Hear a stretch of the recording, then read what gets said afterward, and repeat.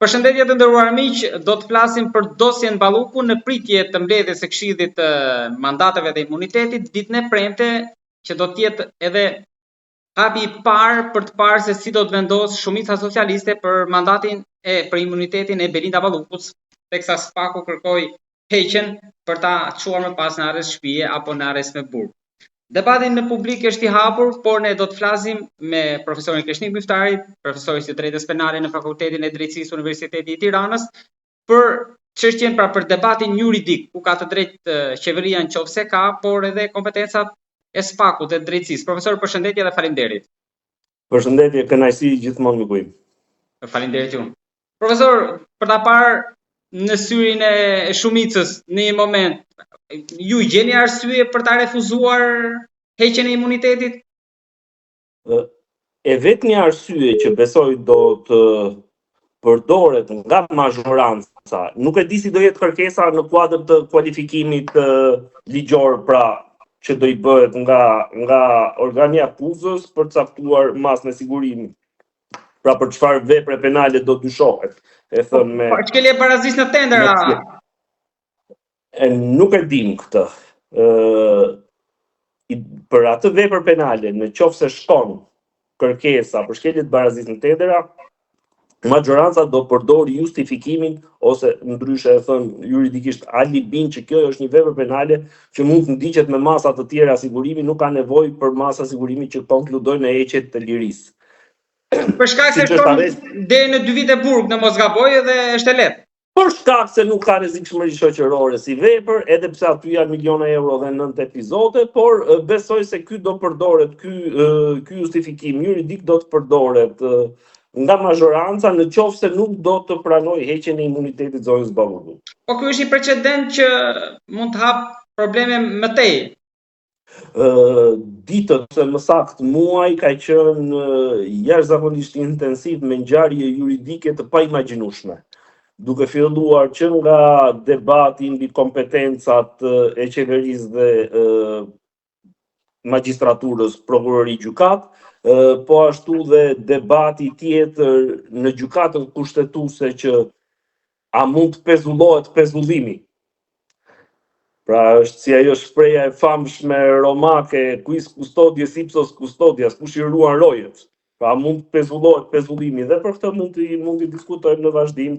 Po, për të ndalur tek kjo, përpara mund ta shikoni profesor edhe si hakmarrje, sepse vendimi u dha të premten, shtunë diel pushim, po flas për shtetin, të hënën u firmos, të martën doli vendimi për Ballukun. Kështu duket në publik, por nuk është ashtu. Çfarë ndodh? Organi i akuzës, për organi procedurës në rastin konkret, janë të tej mbytur në punë. Kryen veprime procedurale dita ditës, dhe dita ditës ato gjejnë prova dhe fakte dhe indicie të tjera. Dhe ndodh shpesh herë, sepse organi i akuzës nuk mjaftohet me një fakt, e do provën, e do çështjen në zhargon i thon të kopsitur. Megjithëse ato 2-3 ditë kanë kryer veprime të tjera procedurale që kanë dalë fakte dhe thana të tjera.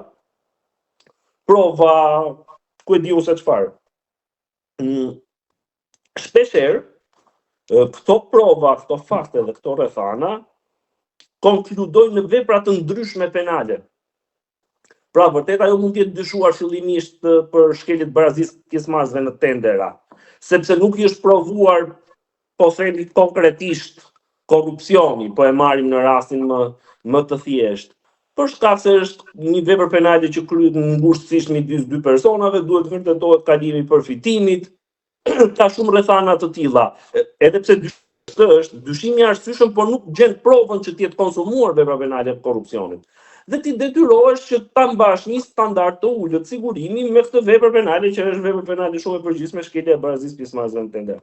Ama në qoftë se të dalin rrethana të tjera, sipas neni 260 kodit procedurës penale, revokimi ndryshimi i rrethanave të sigurimit, rrethanat e sigurimit shpërsohen dhe ti legjitimohesh që të kërkosh një masë më të rëndë. Por në këtë rast duket sikur nuk kemi ndryshime tek dosja, por kemi thjesht masë sigurisë. Nuk u zbatua e para, kërkoj masë më të fortë.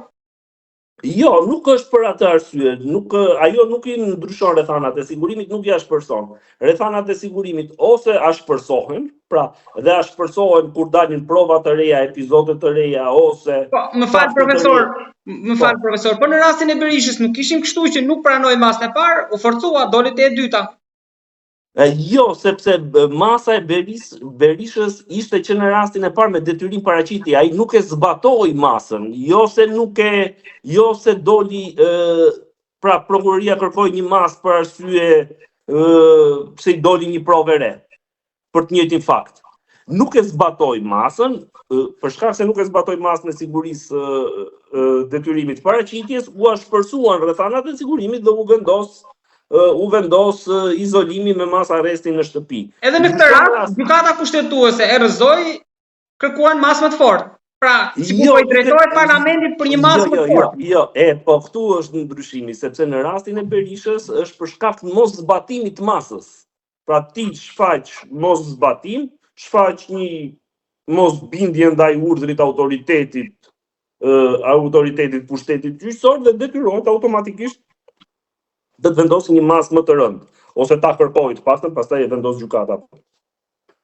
Në rastin konkret nuk është për këto arsye. Nuk është se Zoja Balluku ka refuzuar masën e sigurimit. As nuk i është shmangur masën e sigurimit. Betejë e zonës Balluku në kuptimin juridik është legjitime që ti ta ankohesh. I drejtohesh me shkresa, me memorie, me kërkesa autoritetit procedues, prokurorisë dhe gjykatës dhe është shumë normale që ti mos jesh dakord me opinionin e tyre dhe me vendimin e tyre. Në rastin e zotit Berisha, që unë e di mjaft mirë, nuk lidhet me këtë aspekt, lidhet me aspektin e mosbindjes, pra ti nuk e respekton, nuk i drejtohesh autoritetit gjyqësor, duke mos u paraqitur ose rrethanat tjera tash siç kanë Zoti Miftari, në rastin konkret. Në këtë rast, nëse do marrim situatën që shumica nuk do ta pranojë. Nuk ka asnjë lloj problemi. Kodi i procedurës penale në kuadër të masave të sigurimit personal parashikon dhe një masë sigurimi shumë interesante që nga pikpamja e rëndësisë dhe mundësisë së aplikimit është e treta në kuptim të ashpërsisë, në kuptim të kufizimit dhe heqjes lirisë. Nuk është heqje lirie, por është masa e parë është arresti në burg, që është masa më e rëndë, është arresti në shtëpi, që është ekuivalentja e arrestit në burg, por kemi edhe një masë shumë interesante që është aktualisht nuk e kam kodin këtu, por që është detyrimi 230 sa. Detyrimi për të qëndruar në një vend të caktuar. Pra ty kisha dëgjuar ndonjëherë këtë. 235.2 e kodit procedurës penale, e cila parashikon me vendimin që disponon detyrimin e qëndrimit, gjykata urdhëron të pandeurin, në rastin konkret të dyshuarit, të mos largohet pa autorizimin e saj nga territori i bashkisë ku ai qëndron. Nuk është një masë sigurimi me heqje lirie, pra nuk i nënshtrohet më heqjes së lirisë, po i nënshtrohet masave të tjera të sigurimit personal. Nuk hyn as në kufizimin e lirisë, sepse ti nuk i thua personit mos dil, mos shko, vetëm do qëndrosh brenda të njëjtit territor të njësisë administrative.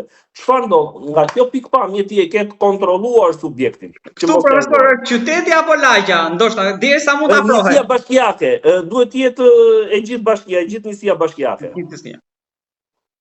Çfarë ndodh? Duke qenë se rrezikon sipas parashikimeve 288-289 kodit procedurës penale që autorizimi për të proceduar me masat e sigurimit arrest në burg dhe arrest në shtëpi mos jepet, pra është një risk që mos jepet në kuptim të shumë potencial madje. Shumë potencial. Kjo nuk e pengon gjykatën që në kërkesën e prokurorit për caktim të masës sigurimit të vendosi masa të ndryshme nga kjo e fundit, nga këto dy të fundit që janë arresti në shtëpi dhe arresti në burg. Dhe më konkretja, nuk është detyrimi për të paraqitur në organet e policisë gjyqësore, por është detyrimi për të qëndruar në një vend caktuar. Ti do rrish në atë njësinë bashkiake, aty ku je i kontrolluar, i mbikëqyrur nga ato personat që janë përreth, dhe besoj se është masë sigurimi mjaft efikase. Nuk kam dëgjuar që t'je zbatuar vitet e fundit kjo masë. Nuk e kërkojnë, nuk e di pse, është vendosur nga gjykata në raste të caktuara. Por mund kemi edhe rastin tjetër që ndoshta zjarri të përgjigjet me zjarr prokuroria edhe të kërkoj ndoshta mund të përsëris pezullimin, por mund të përsëris edhe masën e arrestit me një provë të re që mund të dalë, pra mund të nxjerrë diçka të re. Po këtu është problemi që nuk duhet të dali vetëm prova e re, se prova e re në qoftë se qëndrojnë brenda të njëjtit fakt, pra shkeljes barazisë pjesëmarrësve në pendera, e njëjta rrethan sigurimi është, e njëjta. Pra në qoftë se s'ka akuzë tjetër. Më të rëndë. Pra në qoftë se mbesim gjithmonë brenda të njëjtit fakt, nuk është se ashpërsohen rrethanat e sigurimit, po qëndrojnë.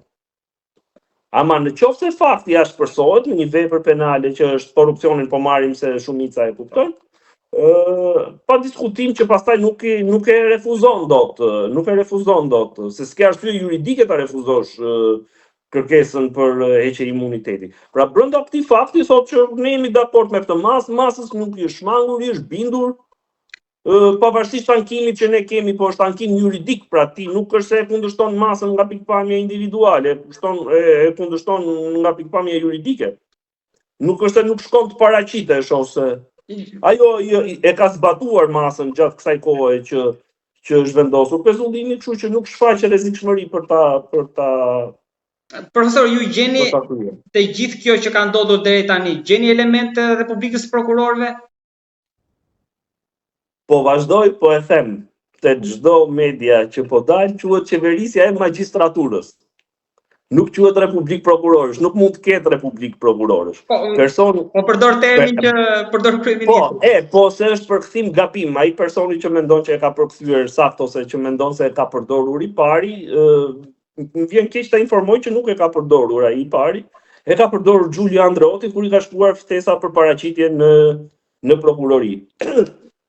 Në intervistë që ka thënë që pushteti legjislativ nuk mund ta qeverisi magjistratura. Pra gjykata nuk mund të qeverisi qeverinë, është ideja. Jo Republikë Prokurorësh, sepse Republika funksioni legjislativ, gjyqësori nuk mund të qeverisi ekzekutivin.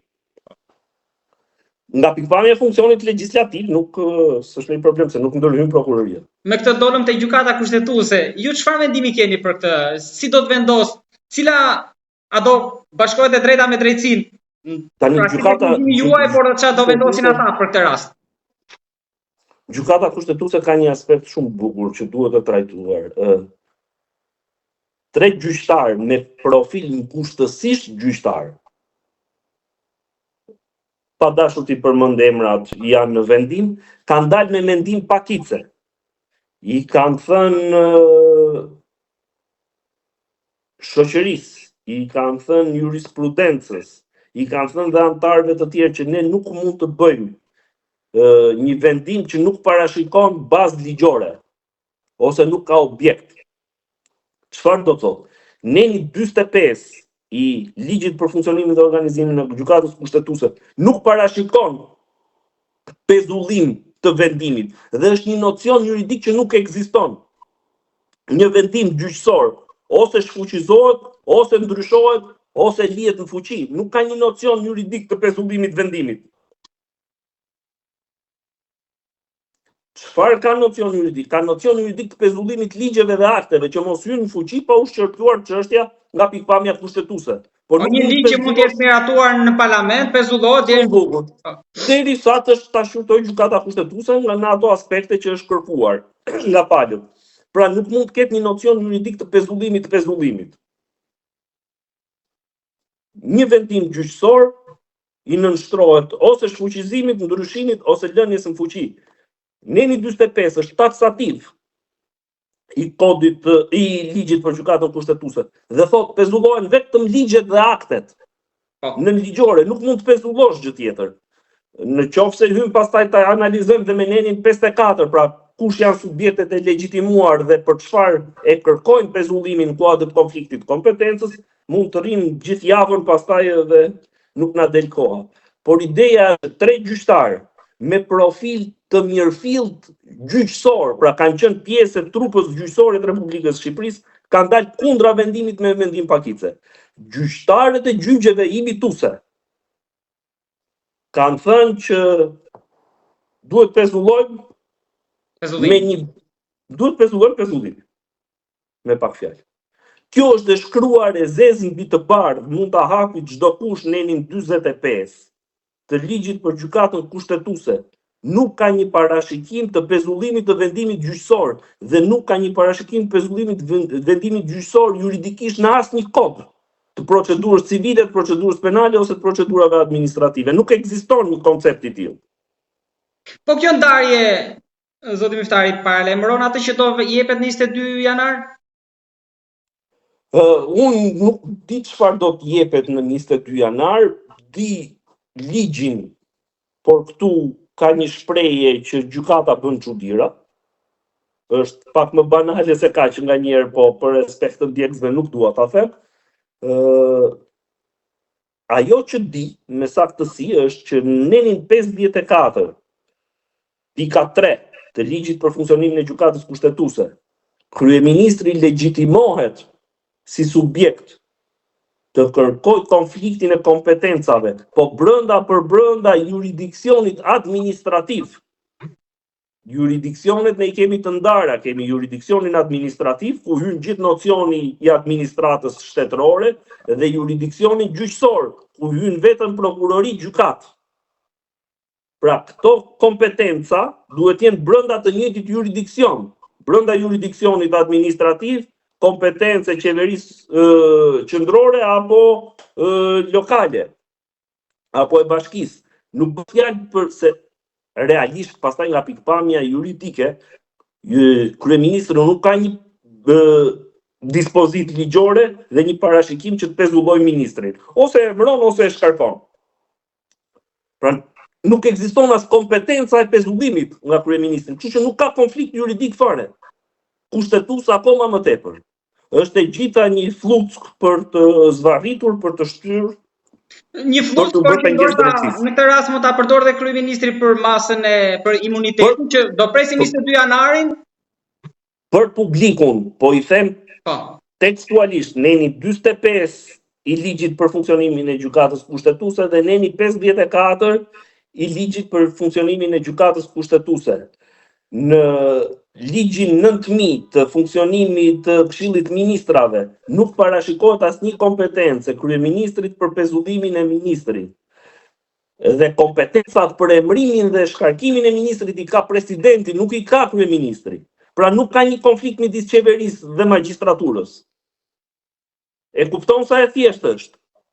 Por ai konflikt nuk është, po konflikt tani brenda magjistraturës vet ka zoti Miftari me faktin që gjykata e apelit do marrë dorë, sot në mos gaboj, vendimin pra apelin e Belinda Ballukut për pezullimin. Tani çfarë do vendosë ajo? Ja, shumë e bukur pyetja, sepse është prekur sistemi I brendshëm, hallkat e sistemit brendshëm juridik. Çfarë ndodh? Prandaj gjykata kushtetuese është lënë në fund të shqyrtimeve. Mbasi ti ke ezauruar çdo shkallë të gjyqësorit, duke filluar nga shkalla e parë deri në gjykatë të lartë. Aktualisht gjykata e apelit është pa objekt, nuk ka çfarë të vendosi. Po ndoshta mund ta lënë fuqi, mund të pres me artific, nuk vendos në pritje të nuk vendos dot më asgjë. Nuk vendos dot më ligjërisht nga pikpamja kushtetuese, sepse hyn në konflikt pastaj të vendimit dhe të kushtetutës. Gjykata apelit sot është pa objekt, nuk mund të vendosë asgjë, as lënien fuqi, as ndryshim. Sepse gjykata kushtetuese I ka marrë të gjitha atributet. Pra është një çështje që pritet tani çfarë do vendosë ajo. Po jo, çështja qëndron që gjykata kushtetuese duhet ishte pritur të investojë në ankim individual, mbasi kishin mbaruar të gjitha shkallët e gjyqësorit. Pra mos shkoshe direkt aty lart. Jo, shkonte drejt për drejt, sepse ti shkallët e gjyqësorit për çfarë janë, që ti të ezaurosh ankimin e brendshëm. E gjitha kjo nuk do ishim këtu, besoj nëse do ishe dorëheqja e Zoës Ballukut që në hapin e parë. Pra do ishin shmangur gjitha këto.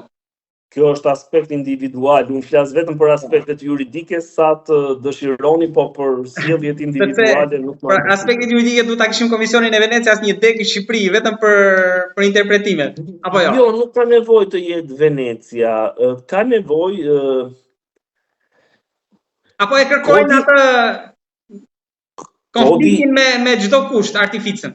Kodi i vjetër penal, por dhe kodi i ri, i 95-s, por dhe kodi që shpresojmë që do miratohet mbas së rregullimeve dhe ndryshimeve, parashikoj një dispozit, vendimi haptazi i padrejtë, kur ti nuk ke as legjitimitet aktiv, as legjitimitet pasiv, as objekt.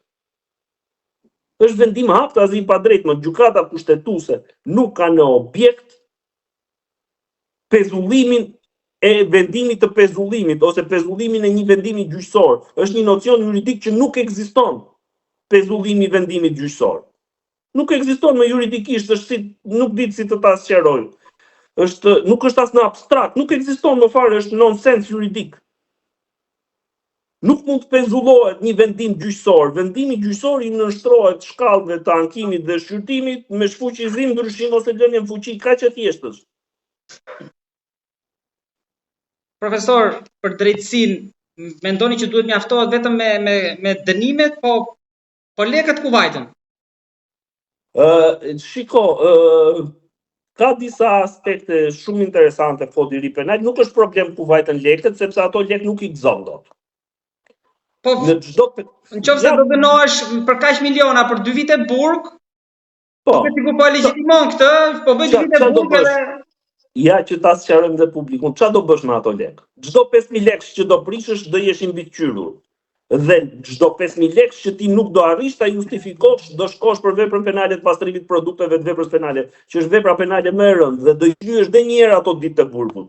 Jo më me 2 vjet, po me 15 vjet. Nuk ke çai bën ato para, do jetosh në jetën normale, nuk ja vlen sakrifica. Do jetosh jetën normale siç jetoje përpara se ti kishe.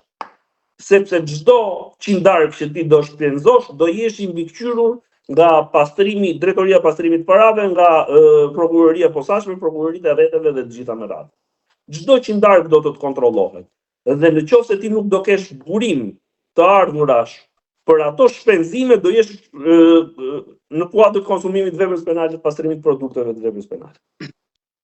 Nuk është kollaj ti shpëtosh përgjegjësisë penale, është një utopi, një budallallëk i njerëzve me nivel me intelekt shumë të ulët, është e pamundur ti shpëtosh përgjegjësisë penale. Po, kohët e fundit duket sikur po legitimohet kjo që shiko, po firmos kaq, për kaq, po vete kaq vite burg, po dal se kemi parë shembuj plot që bëjnë. Po prit ato janë afatet procedurale, bëjnë një vit 2-3, ul këtej ul andej, përfitoj gjykim shkurtuar. Ja, po të marr rastin e viteve 90 në Itali, Tangentopoli e famshëm ose Manipulite. Të gjithë zyrtarët që u dënuan në vitin 90, u ridënuan 92-shin, u ridënuan 94-in, akoma sot janë burgjet. S'po i hyn sepse çdo ditë i dilte një fakt i ri. Ai mund të dilte për një periudhë një mujore sepse i mbaronin afatet, por dilte një fakt tjetër, dilte një provë tjetër. Nuk justifikonin dot pasurinë, nuk është e pamundur ti shpëtosh përgjegjësisë penale. Në qoftë se i ke kryer ato veprimet kundërligjshme, do e shlyesh dënimin. Ti je i sigurt për këtë, në mos sot nesër. Në qoftë se kodi do avancoj dhe me mos parashkrimin e veprës penale të pastrimit produkteve, do jetë e pamundur, nuk do i gëzoj dot askush. Edhe familjarët e familjarëve do i thonë ku i gjete. Profesor, ma bëra këtë pyetje sepse parimi është që po përdorin këta, pra prokuroria është edhe ai që ndiq paran, po ndjekin procedurat, po s'po gjejnë paran, prandaj ju a bëra. Po jo, shiko, nuk është aq kollaj, zoti Balla, tash se krimi i akave të bardha ka një problematik caktuar, nuk zbardhet çdo gjë brenda ditës, më duan kohën e vet, duan afatet e veta gjërat. Duan afatet e veta, po ndoshta mos është momenti për ju, ka vend për ta riparë reformën drejtësisë janë 10 vite. Ku mund të jetë? Çfarë ndodh njerëzve? E duan efektin imediat. Edhe aspirina nuk e jepa efektin imediat. Do një 2-3 orë që të marrë efekt. Dhe ndjekja penale nuk mund ta sjelli përmirësimin e efektin nesër. Pra sot u komunikua akuza, nesër ti kthesh shtetit paratë e vjedhura, por nuk funksionon ashtu, është e pamundur. Edhe një provim për të korrigjuar do 2 ditë. Duke marrë parasysh sa student janë e sa njëri e ka shkrimin më të mirë e tjetri e ka më të keq. T'i japim një çik kohë, se nuk mund të ushtrohet presioni i tillë në publik që ku janë parat, ta vodhen parat, jo po bën nga 2 vite burr, po më bën. Nesër sa të dalë një provë tjetër do i rikthehen 2 vite të tjera. Doli një provë për mungesë burimi në kuadër të ardhurave financiare, do t'i shtohet një vepër tjetër, nuk mbaron më ajo punë, po t'u regjistrua emri një herë në regjistër. Për këto vepra penale i ke njollë gjithë jetën, është si te filmi Dora e ngrohtë. Profesor, ka vend për t'u ripar pas 10 viteve reforma në drejtësi? Pa diskutim që ndryshimet sjellin zhvillime dhe duhet të updatehen, të sinkronizohen parashikimet ligjore. Po, sepse ju jeni kënaqur me atë që është arrit deri tani, se deri tani vetëm SPAK-u duket, pra kur flasim për drejtësinë SPAK-un, po gjykatat e tjera stoku vazhdon, problemet janë në të njëjtin nivel si prokuroria, si gjykata e posaçme. Janë në të njëjtin nivel, se të njëjtin shkollë kanë mbaruar, ore. Magjistrat më janë si ata të rrethit, si ata të SPAK-ut. Ata të SPAK-ut nuk kanë ardhur nga Harvardi, as nga Oxfordi. Në të njëjtën shkollë janë diplomuar, në të njëjtat klasa kanë qenë, dikush ka ecur në karrierë, diku tjetër, por nga pikpamja e formimit profesional janë të njëjtë. Nga pikpamja e integritetit janë të njëjtë. Çfarë duhet kemi parasysh? Ne jemi vend ballkanik dhe ne jemi shumë i tërhequr ose i dhënë në kuptim të dëshirës dhe manisë të pushtetit të më të fortit. Aktualisht simboli i pushtetit në vendin tonë është prokuroria e posaçme, po para viteve 10 ka qenë sigurimi i shtetit, pra të gjithë i kishin sy te sigurimi i shtetit. Ai ishte simboli i pushtetit. Aktualisht është për shkak të ngjarjeve, për shkak të rrethanave, simboli është prokuroria e posaçme dhe të gjithë i kanë syt aty, i kanë pritshmërit aty. Fillon e kthehet dhe në një psikozë pastaj kjo sociale, kjo puna e ndjekjes penale, sidomos sot që janë mjetet e komunikimit. Por shumë dosje në prokurorinë e posaçme kalojnë me veprime procedurale të ezauruara nga prokuroritë e rrethit. Për shembull, gjithë ngjarjet e Shkodrës janë zbardhur në Shkodër, ngjarjet e Elbasanit janë zbardhur në Elbasan.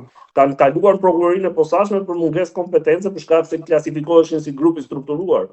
Po i kanë shkuar të gatshme, nuk është se i ka bërë prokuroria e posaçme. Është edhe 184 që u çuan dipër, por u mbyll aty. Po tani nuk mund t'i paragjykojmë tash të flas atë që kam dëgjuar në media, po akte procedurale nuk kam parë që të them çfarë ka ndodhur. Profesor, edhe diçka të fundit kam.